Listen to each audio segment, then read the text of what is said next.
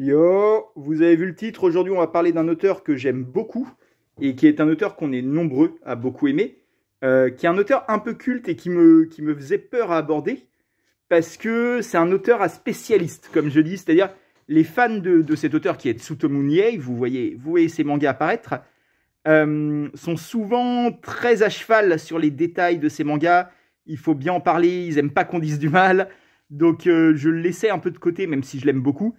Mais là, on va en parler quand même, et notamment de sa dernière série en date qu'on ne voit pas beaucoup parce que mes étagères sont mal organisées, mais qui est Apossims.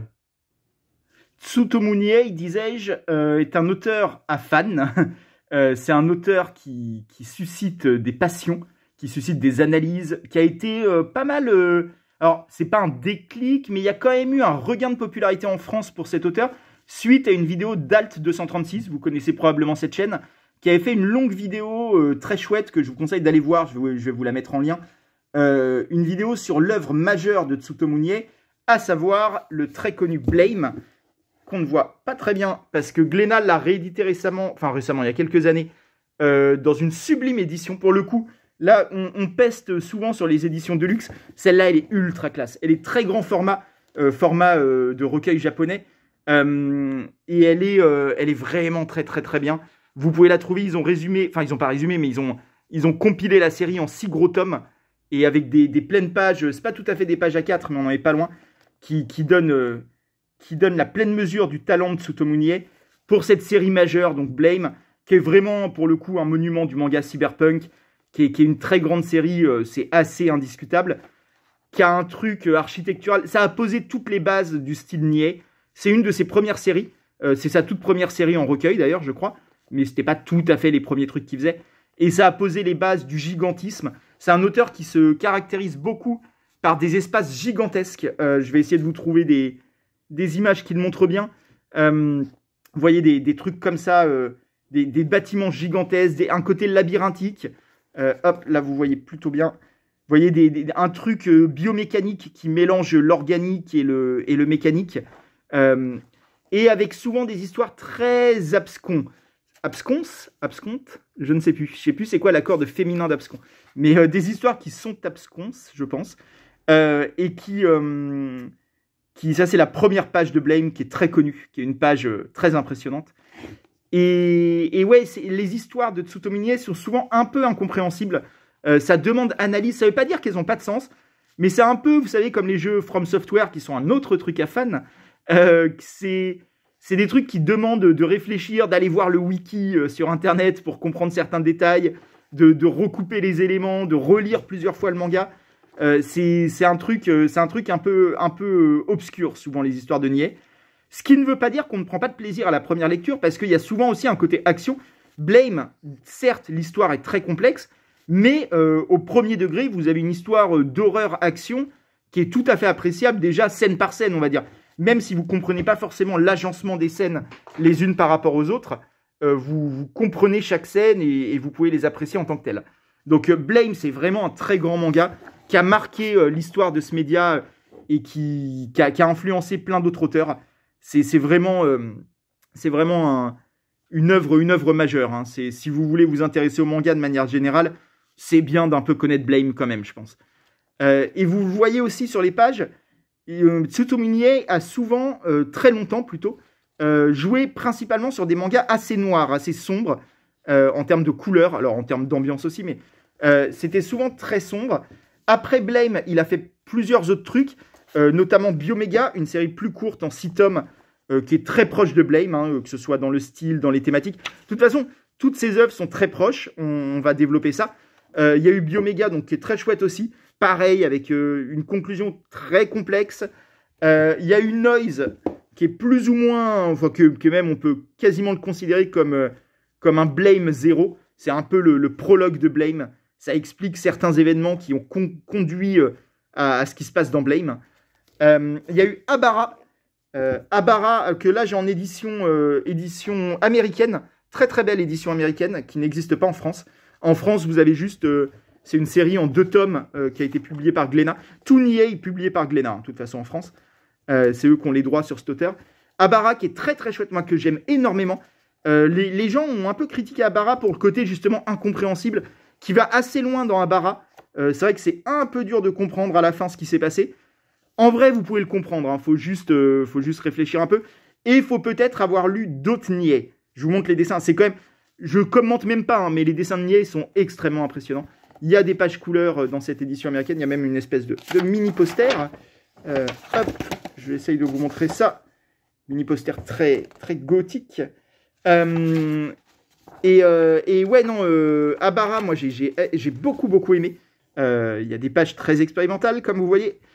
Ça joue beaucoup avec l'informatique, avec beaucoup la notion d'immortalité, la notion de corps transformé, de virus. Il y a toujours, dans les histoires de Niais, il y a toujours une histoire de virus biomécanique qui transforme les humains en autre chose, que ce soit en espèce de zombies, ou en robots, ou en trucs comme ça. Je ne sais pas comment qualifier ça. C'est vraiment très très chouette, toujours avec ce gigantisme incroyable. Abara, très bonne série que vous trouvez en 2 tomes en France. Il y a eu ensuite, et ça a été la grosse évolution de Niais, il y a eu Knights of Sidonia, qui est une série en 15 tomes, toujours chez Glénat, que vous pouvez trouver un peu n'importe où, qui reprend les thématiques de Niais, qui reprend son style graphique, qui reprend plein de choses, mais qui pour la première fois avait une histoire beaucoup plus simple à suivre, beaucoup plus linéaire. Il n'y a pas de mystère. Knights of Sidonia, vous le terminez, vous avez compris parfaitement ce qui s'est passé. Même le trait, vous voyez, est beaucoup plus mainstream. Vous voyez, des pages comme ça, on est très loin de Blame, quand même. En fait, c'était sa série commerciale, on va dire. D'ailleurs, elle a été adaptée en anime, et elle était adressée à un public beaucoup plus large que ses autres séries. Ça n'en fait pas une mauvaise série, du tout. C'est même assez cool. Il y a tout un côté méca qu'il n'y a pas dans ces autres séries. Là, c'est des gamins, enfin des ados qui pilotent des robots et qui se battent contre des monstres de l'espace. Il y a plein de thématiques communes quand même à ces autres œuvres, hein, le côté biomécanique et tout ça. Mais c'est la version light un petit peu. Il y a un côté harem aussi, où il y a un perso masculin central qui est entouré de tout un tas de filles qui sont fans de lui. Mais qui est un peu twisté par Niais. Je vais pas tout vous spoiler, mais le choix final du garçon est marrant. Voilà, moi j'aime beaucoup même Knights of Sidonia. C'est une série un peu mal aimée de Niais. Les fans de Niais ont tendance à dire que c'est sa mauvaise série pour le côté commercial, qui est indéniable. Genre c'est beaucoup plus public friendly que les autres séries de Niais. Mais vraiment, ça n'en fait pas un mauvais manga. Moi, je vous le conseille quand même.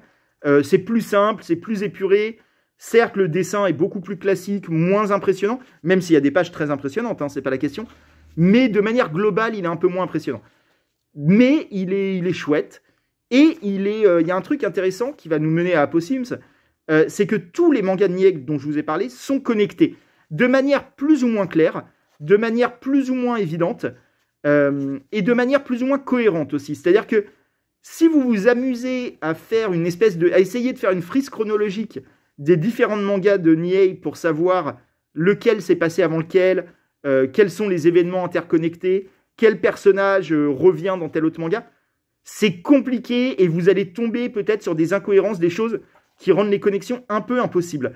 Mais elles sont là, et notamment dans Knights of Sidonia. Donc je vous dis, c'est un vaisseau spatial géant, vraiment géant, qui traverse l'espace avec à son bord l'humanité, enfin en tout cas les restes de l'humanité qui cherchent une nouvelle planète globalement et qui sur le passage se battent dans des robots géants contre des extraterrestres. À un moment, ils croisent un autre vaisseau, enfin où ils parlent d'un autre vaisseau, je ne sais plus s'ils le croisent vraiment, mais en tout cas il y a un autre vaisseau qui existe, c'était très hentai cette page, qui s'appelle Apossims, on y arrive.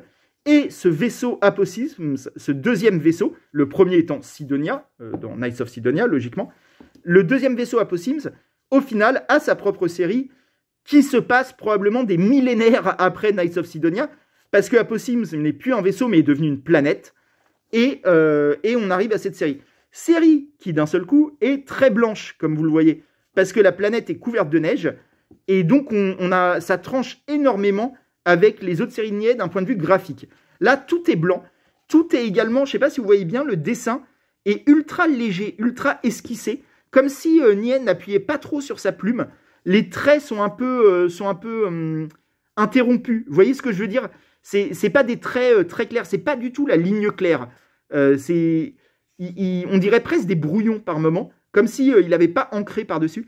C'est un manga d'ailleurs qu'il a fait sans assistant, qui est fait en numérique, hein, c'est pas à la main, mais il l'a fait tout seul. Et c'est une vraie grosse évolution graphique par rapport à ses autres œuvres, dans le choix des couleurs et c'est un entre-deux, je trouve, dans la linéarité, dans la narration, entre ce qu'il faisait au départ, qui était très, comme je disais, très flou, volontairement très obscur, très dur à comprendre, et Knights of Sidonia, où il a commencé à devenir beaucoup plus lisible, on va dire, beaucoup plus compréhensible. Là, Apossims, on est dans un entre-deux, où il y a encore des côtés flous, des côtés un peu incompréhensibles, des termes qui sont jamais expliqués, une mythologie de l'univers qui est volontairement laissée vachement dans l'ombre. On nous donne pas les clés de tout. Mais en même temps, l'histoire d'un tome à l'autre du manga est beaucoup plus simple à comprendre.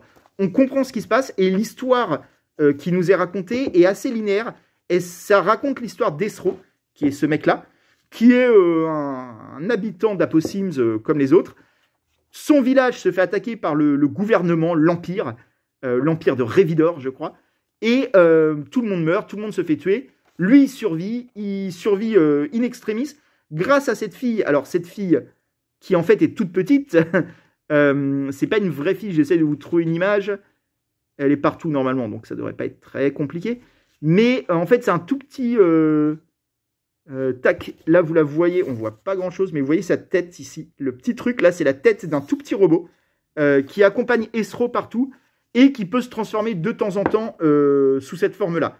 Mais c'est assez rare. C'est souvent plus un tout petit robot. Et j'essaye de vous la trouver. Elle s'appelle Titania. Et je trouve pas la forme du petit robot. C'est pas grave, on va retomber dessus plus tard. Et Titania et Esro vont, en gros, arpenter le monde pour se venger de l'Empire qui a défoncé le village. Et Titania donne à Esro des super pouvoirs qui le transforment un peu sous cette forme-là. Là, c'est pas Esro, mais... c'est vraiment, je ne prépare jamais. Voilà, là, c'est Esro. Et qui le rend complètement invincible. Il peut se faire blesser à mort et tout. Il va se reconstruire. Voilà. Il devient un réincarné. Là, c'est pas Esro non plus. Il y en a plusieurs, des réincarnés, qui sont des espèces d'êtres ultra puissants, avec des armures rouges de combat, comme ça, que vous voyez, et qui vont se foutre sur la gueule dans un truc assez manga d'action, assez pas shonen, mais en tout cas, vraiment, il y a des scènes de combat, quoi, avec des super pouvoirs, des attaques, des nouvelles attaques, des nouvelles techniques qui apparaissent. Un truc assez classique, finalement, pour un manga d'action, qu'on n'avait finalement pas eu trop l'habitude de voir chez Nie, qui avait une narration, une progression du récit, qui n'était pas trop basée là-dessus. Même si, encore une fois, il y a beaucoup d'action dans Blame et tout ça. Mais là, c'est une action beaucoup plus classique pour du manga, mais qui n'en fait, encore une fois, pas du tout un mauvais manga, au contraire. Moi, j'ai beaucoup aimé Apossims. Il y a une progression très chouette. On s'attache au perso. On comprend l'histoire, ce qui donne une saveur autre à l'univers. Parce qu'on comprend l'histoire, mais pas forcément l'univers. Et ça, c'est intéressant. On comprend la progression des personnages, leurs buts, leurs objectifs. On comprend très bien qui sont leurs ennemis, quels sont les obstacles qu'ils vont devoir affronter. Mais l'univers derrière de la planète Apossims, parce qu'il y a tout un truc de l'Empire veut récupérer ce qu'ils appellent de la mégastructure, qui est un truc commun à tous les mangas de Nie. Et en fait, ils veulent creuser la planète, on ne sait pas trop pourquoi. Il y a un virus en plus qui transforme les gens, encore une fois, en espèce de robots biomécaniques, en zombies plus ou moins. Il y a tout un truc autour des réincarnés aussi, qui sont ces guerriers-là, comme Esro avec les armures. On ne sait pas trop d'où ils viennent, mais ils ont une puissance gigantesque. Ça n'a rien à voir avec juste des humains avec un pouvoir. Là, ils sont surpuissants. Et tout ça va s'entremêler pour faire une histoire vraiment intéressante, vraiment lisible, où on se pose plein de questions sur l'univers d'Apossims, des questions qui peuvent trouver des semblants de réponses dans les autres mangas de Nie, encore une fois. Donc tout ça est super intéressant. Et en fait, plus que vous conseillez Apossims, c'est pour vous conseiller Nie, en fait, cette vidéo. Je pense qu'il n'a pas fait tant de trucs que ça, hein, finalement. Il y a quelques séries, Blame, Knights of Sidonia, Apossims, et puis en plus court, il y a Biomega, Abara, j'ai l'impression, Noise, et Blame Gakuen, mais qui est une espèce de gag manga, c'est un truc parodique, je vous l'ai ramené, mais ça, pour le coup, c'est très dispensable, c'est des blagues, quasiment. Mais ouais, je pense que Apossims prend tout son sens après avoir lu le reste de Niais. Je fais une petite parenthèse d'ailleurs au passage. On en avait déjà parlé dans ma vidéo sur Fire Punch. Apossims et Fire Punch se ressemblent beaucoup. C'est très étonnant. Ils sont parus à peu près au même moment. Donc je pense vraiment pas que l'un est copié sur l'autre ou quoi que ce soit. Je pense qu'ils ont eu des idées très similaires au même moment. Que ce soit la planète enneigée, le héros invincible avec des super pouvoirs mais qui quand même se fait détruire la gueule en permanence, mais simplement il se régénère. Un côté gore, un côté malsain, avec ce truc d'un empire, un empire qui a détruit le village du héros. Il y a énormément de points communs, c'est très dur de ne pas les voir, hein, honnêtement. Mais c'est pas le même rendu. Il y a quand même, je pense que si vous avez aimé Fire Punch, vous aimerez Apossims. Enfin, c'est quand même assez similaire. Il y a vraiment des très très belles pages, hein, quand même. Et là, vous voyez ces espèces de contaminés, comme je vous disais, à moitié robots, à moitié humains, à moitié zombies. C'est très flou, hein, la contamination. Et voilà. Et donc, Apossims, ouais, ressemble vachement à Fire Punch. Mais je pense vraiment pas qu'il y a eu plagiat ou quoi. Je pense qu'en fait, il y a des idées qui sont dans l'air du temps par moment. Il y a des périodes où des artistes différents vont avoir les mêmes idées parce qu'elles flottent un peu dans l'ambiance. Elles correspondent à des thématiques sociales, des thématiques sociétales qui se trouvent à ce moment-là dans l'inconscient collectif. Et je pense que c'est ce qui s'est passé en l'occurrence. Donc moi, Apossims, c'est une série que j'ai beaucoup aimée. Comme je dis, qui a été éditée par Glénat en France, qui s'est terminée la semaine dernière. Donc c'est tout frais, le dernier tome est sorti il y a à peine quelques jours. C'est le 9e. Tac, avec une jolie couverture. Je vais faire un spoil, d'ailleurs. Je termine ce que je dis un peu en général et je vous parle du 9e en particulier à la fin. Je vous préviendrai pour ceux qui ne veulent pas connaître la fin. Mais en tout cas, ouais, Apossims, je ne sais pas si ça a marché parce que Niais, je le disais au début, c'est un auteur culte qui a des fans hardcore, des gens qui connaissent par cœur chacune de ses planches. C'est pas mon cas, moi je suis très très fan, mais je suis pas un spécialiste. Mais je sais pas si ces fans sont assez nombreux pour faire de ces mangas des succès commerciaux. Je serais curieux d'avoir les ventes d'Apossims. À mon avis, elles sont pas folles en réalité. Je pense que ça reste quand même un mangaka de niche. C'est un mangaka très apprécié par sa niche, mais c'est un mangaka de niche quand même. Mais Apossims, en tout cas, est plutôt une bonne porte d'entrée. Si vous ne connaissez pas Niais, je trouve que, pourquoi pas Apossims, en plus vous avez la série complète maintenant, je pense que ça peut être pas mal. Après, la vraie œuvre incontournable, ça reste Blame, hein, on va pas se mentir. Mais Apossims fait complètement le taf. Je pense que pour les fans qui n'avaient pas aimé Night of Sidonia, comme je disais, qu'ils avaient jugé un peu commercial, Apossims a dû faire figure de réconciliation. Parce que pour le coup, il y a des aspects commerciaux, l'aspect combat dont je vous parlais, l'aspect beaucoup plus clair de la narration, mais ça reste quand même beaucoup plus du Niais. Il y a un truc très obscur dans l'univers, assez gore, hein, on n'en a pas parlé, mais les combats, ça se démembre dans tous les sens. Vu que le personnage principal peut se régénérer, il se fait arracher les bras, trouer la tête en permanence, mais il n'en revient que plus fort. Voilà. Et donc, ouais, je pense que ça a dû réconcilier les fans et ça a dû... en tout cas, je ne sais pas si ça a ramené un nouveau public à Niais, mais ça pourrait le faire. Si vous ne connaissez pas, c'est une bonne porte d'entrée, à mon avis. Voilà. Je vous dis au revoir pour ceux qui ne veulent pas connaître la fin. Et je vais rajouter 1 minute ou 2 pour ceux qui veulent parler de la fin. Je vous dis donc au revoir et à plus pour les premiers. Et on continue pour les seconds avec le tome 9, le dernier. Tome 9, donc moi, la série, j'ai vraiment beaucoup aimé. Je vais pas dire que c'est une série culte ou quoi, mais j'étais jamais déçu. Ces 8 premiers tomes, qui ne sont plus dans l'ordre, ces 8 premiers tomes, je les ai vraiment beaucoup kiffés. Je kiffais. J'attendais chaque nouveau tome, j'étais content. Et le dernier tome est sorti, donc comme je dis, il n'y a pas longtemps, la semaine dernière, et il est nul à chier. Voilà. Et alors, il est nul à chier de manière très bizarre. Alors là, c'est aussi très clair, je ne sais pas pourquoi. Voilà, là vous avez les vraies couleurs. Il est nul à chier, je ne comprends pas pourquoi. C'est-à-dire qu'il rush de ouf l'action, mais à un point, j'ai rarement vu une action aussi rushée. Désolé, je bouge un peu les choses pour être plus à l'aise. Tac, vous pouvez voir ma tasse de café. Il y a une accélération. En fait, je pense qu'il y a eu un truc commercial. À mon avis, l'éditeur au Japon a dû dire à Niais, ouais, ta série, elle est cool, mais en fait, ça marche pas. il va falloir conclure maintenant. Parce que il y a des... jusqu'au tome 8, l'action suit un rythme où ça avance, hein, il se passe des trucs, mais c'est pas rushé. Et là, le tome 9, tout se conclut en quelques pages. Il est même pas long, hein, il fait 150 pages. Il y a des trucs, il y a une scène qui est incroyable, j'essaye de vous la trouver. Tac, voilà. Là, vous avez deux camps qui s'apprêtent à s'affronter. Vous voyez, c'est que des super humains, des réincarnés d'élite, comme ils appellent ça, qui vont se taper. Là, c'est le début d'une bataille. Ça va être le massacre. Page suivante, le massacre a eu lieu. Voilà. Là, vous n'avez pas la bataille, hein, il manque pas de page. Le massacre a eu lieu. Là, vous avez un des persos principaux qui vient d'être tué. Eusro la regarde, ils échangent 3 phrases et c'est terminé. Fin de la bataille. Et c'est que des trucs comme ça.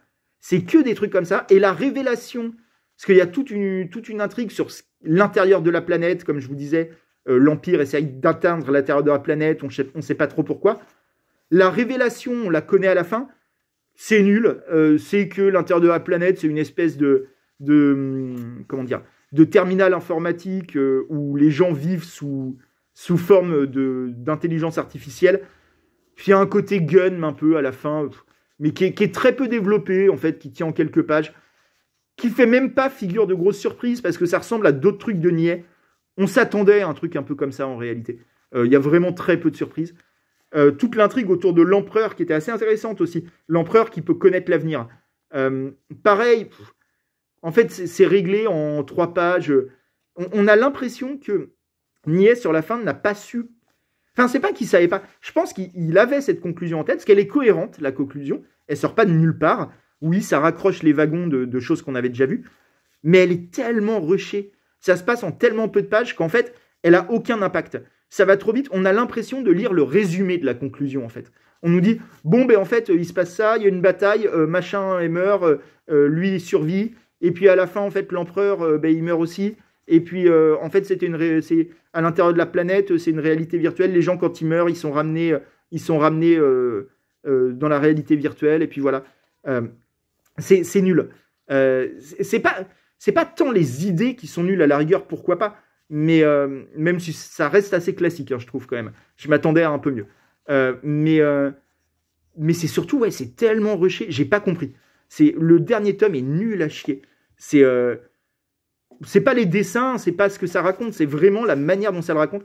Et je ne vois pas d'autre explication que l'éditeur a voulu conclure la série vite fait, bien fait, quoi. Enfin, vite fait, très mal fait en réalité.